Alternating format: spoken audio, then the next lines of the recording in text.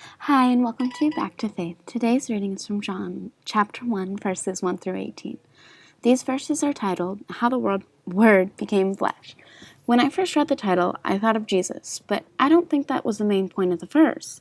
I think it was more about how the Word of God was personified. In the verses, it talks about how John witnesses the light.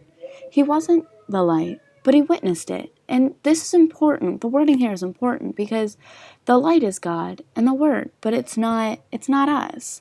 It shows us that we need to look for God in the light. My favorite books are Harry Potter, and a quote from that Dumbledore says, the big guy. But he says, happiness can be found even in the darkest of times, when only one remembers to turn on the light. And this passage in the Bible tells us that God and His Word are the light.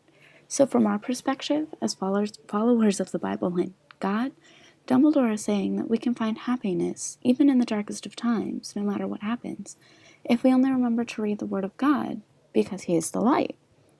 The verses also tell us that when the Word was man, He wasn't accepted as being God incarnate. This shows us that we only believe what is true and solid, but we have to learn faith.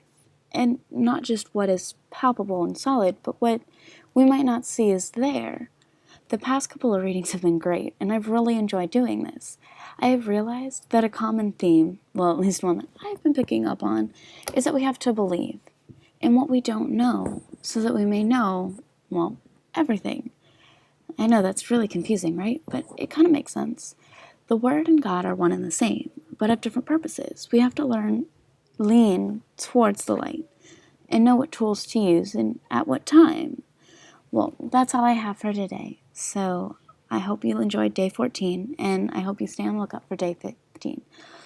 As always, thank you for watching, and if you have any questions, comments, prayer requests, or concerns, just post them in the comment section below on YouTube, or maybe even on Facebook. I'll get to them and maybe put them in the next one. God bless and have a wonderful night.